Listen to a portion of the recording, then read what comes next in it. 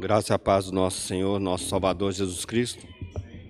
Onde nós temos cantado a respeito da graça, dessa graça salvadora do nosso Deus, temos orado, temos cantado, e na verdade, assim, se tirarmos a graça,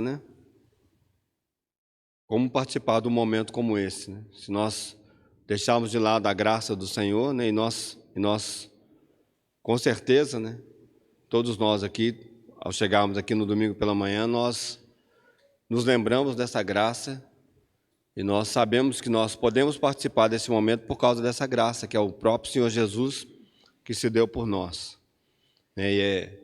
Isso é talvez a coisa mais, talvez a maior certeza que nós temos num momento como esse.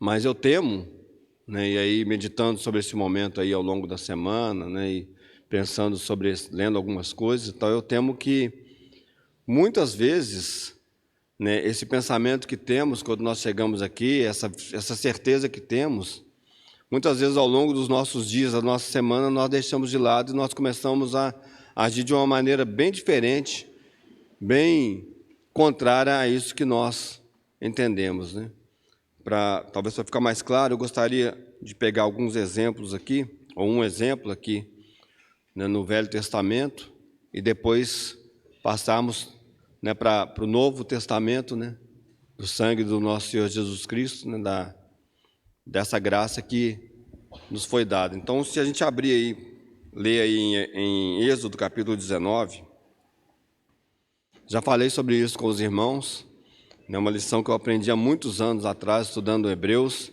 compartilhando entre os irmãos. Ficou bem mais claro no meu coração essa verdade. Então, quando a gente começa Êxodo capítulo 19, nós estamos ali num momento crucial do povo de Deus ali no deserto, quando o Senhor ele vai, antes um pouquinho dele dar a lei, ele fala algumas coisas que são bem interessantes nesse contexto em que ele entrega a lei para o povo. Então começa assim o capítulo 19. Ao terceiro mês da saída dos filhos de Israel da terra do Egito, no mesmo dia chegaram ao deserto de Sinai.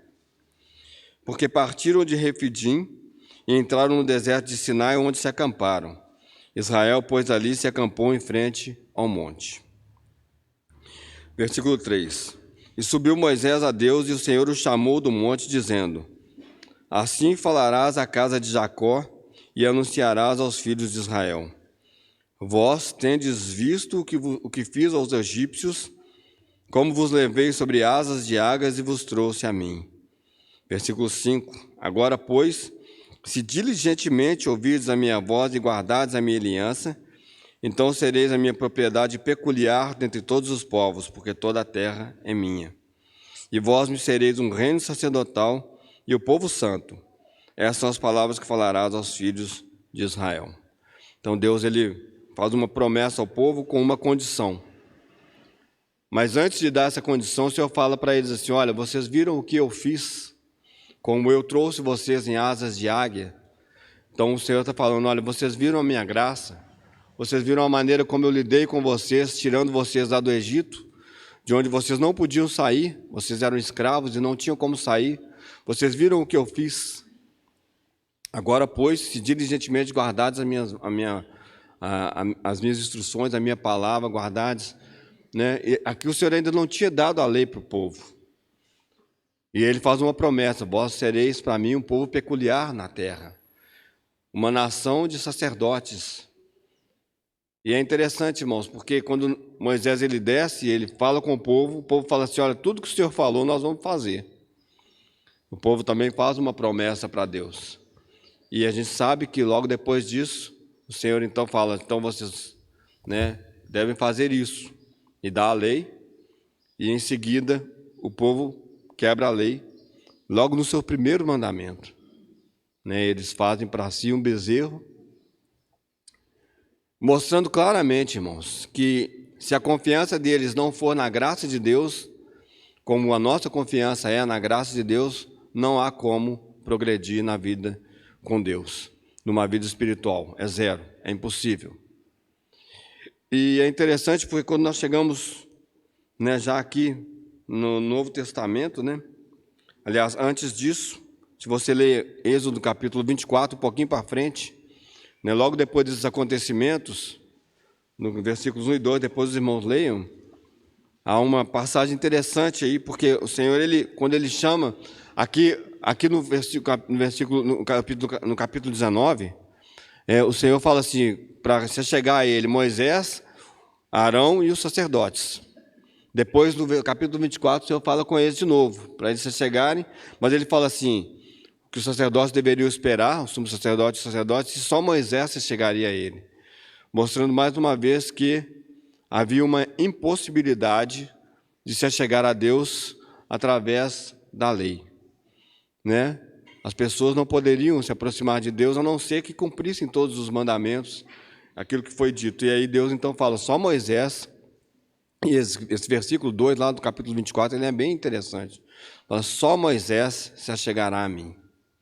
Então, como nós lemos no Novo Testamento, né, o véu, ele mostra que o caminho para o santuário ele estava fechado. Porque só o sumo sacerdote podia entrar uma vez ao ano, ou uma vez por ano, né? Durante um ano, né? Uma vez só o sumo sacerdote podia entrar com o sangue, que não era o dele, era o sangue de um animal, para estar na presença de Deus. O caminho estava fechado.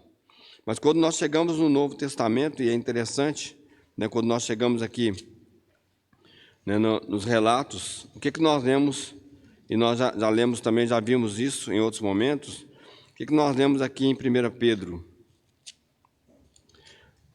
Muito parecido, né, o texto muito parecido, em algumas palavras, em algumas citações, né, mas completamente diferente no seu âmago, né, naquilo que é, na sua realidade. Porque aqui, ó, no capítulo 2 de 1 Pedro, a partir do versículo, vamos dizer, a partir do versículo 6. Por isso também na Escritura se contém, eis que põe em Sião a pedra principal da esquina, eleita e preciosa, e quem nela crer não será confundido. E assim para vós que credes é preciosa, mas para os rebeldes, a pedra que os edificadores reprovaram, essa foi a principal da esquina. E uma pedra de tropeço e rocha de escândalo para aqueles que tropeçam na palavra, sendo desobedientes para o que também foram destinados. Mas vós sois a geração eleita, o sacerdócio real, a nação santa, o povo adquirido para que anuncieis as virtudes daquele que vos chamou das trevas para a sua maravilhosa luz. Vós, que em outro tempo não erais povo, mas agora sois povo de Deus, que não tinhais alcançado misericórdia, mas agora alcançastes misericórdia. Quando a gente lê Efésios, né, a gente não vai ler agora aqui, lá no capítulo 2, a palavra de Deus nos diz claramente que a parede de separação, havia uma separação, né? Havia um povo que Deus havia chamado, os judeus, né, os hebreus, e havia um povo, os outros, né, que somos nós, os gentios, que estavam separados do povo de Deus, separados das promessas, a parte das alianças, né? Não tínhamos nenhuma parte com Deus, nenhuma parte em coisa alguma relacionada com Deus. Lá em Efésios é dito que essa parede ela foi quebrada pela morte e pela ressurreição do nosso Senhor Jesus Cristo. E aqui o que nós lemos, aqui em 1 Pedro, o mesmo, parece que é o mesmo que foi dito para aquele povo, com uma diferença essencial, com uma grande diferença, que aqui não existe o se. Aqui não fala, se guardardes diligentemente as minhas palavras. Aqui não está dito se, aqui está dito, vós sois. Mas vós sois. Deus não está dizendo para nós, se você fizer alguma coisa, vocês vão ser. Deus está dizendo para nós, porque eu fiz, vocês são. E isso é muito interessante, irmãos. Isso é muito importante, muito importante. Como eu comecei dizendo para os irmãos, às vezes nós temos essa clareza e nós nos agarramos a isso quando chegamos no domingo pela manhã para partirmos o pão aqui. Nós falamos, Senhor, é pela graça. Quem de nós aqui poderia dizer assim, Senhor, ainda que não houvesse graça, ainda que Cristo não tivesse morrido, eu estaria tranquilo para fazer isso, para comemorar alguma coisa, ou para falar de alguma coisa, ou para falar em nome de Deus, ou para fazer alguma coisa a respeito de Deus no domingo pela manhã, ou seja, que dia for. Nenhum de nós seria louco para dizer isso. Nós só podemos fazer alguma coisa, nós só podemos participar desse momento pela graça. Mas então, irmãos, o que acontece é que, saindo daqui no domingo de manhã e entrando na nossa vida, entre aspas, né, normal, porque isso aqui é a nossa vida, né, ou deveria ser a nossa vida todo o tempo, às vezes nós começamos a pensar que nós devemos fazer algumas coisas para Deus. Nós devemos viver de alguma maneira para que isso seja contado diante de Deus para a nossa salvação. Nós começamos a tentar a fazer algumas coisas como se essas coisas elas fossem aquelas coisas necessárias para garantir a nossa salvação. Quando, na verdade, a palavra de Deus diz, não, vocês são salvos porque Cristo morreu no lugar de vocês. Cristo morreu no seu lugar, por isso você é salvo. Cristo ressuscitou, por isso você tem plena certeza de que você é um cidadão celestial, você é salvo pela graça de Deus. E aí, irmãos, nós então precisamos compreender isso, para que no nosso dia a dia, nós não vivamos para que essas coisas aconteçam, mas nós vivamos porque essas coisas aconteceram. Não é como o povo de Israel, que tinha que fazer alguma coisa para ser. Nós somos alguma coisa porque Deus fez. Essa é a palavra final de Deus. Nós não temos que observar, como eles observaram várias coisas, para sermos alguma coisa. Cristo já cumpriu todas as coisas por nós, e é uma loucura para nós tentarmos fazer alguma coisa para sermos alguma coisa para Deus. Nós somos porque Cristo é. Nós temos porque Cristo nos deu. Nós fazemos porque a vida de Deus está em nós. É totalmente diferente. Totalmente diferente. Isso de maneira nenhuma invalida o fato de que nós sim temos que viver uma vida santa. Mas nós não temos que viver uma vida santa para alcançar coisa nenhuma. Nós vivemos uma vida santa porque Deus já nos alcançou, porque Deus já nos deu, porque Deus já fez por nós. E à medida que nós permitimos ao Espírito Santo fazer esse trabalho em nós, a nossa vida de santidade, a nossa vida de nos parecermos cada vez mais com Cristo, pela graça de Deus, a sua vida crescendo em nós, ela vai acontecer. Isso é natural porque nós fomos salvos pela graça e nós vivemos pela graça. Assim como recebeste a Jesus Cristo, assim andai nele. Como é que nós recebemos a Jesus Cristo? Pela fé. Como é que nós devemos andar nele? Pela fé. É assim. Muito simples, não é? E é realmente muito simples.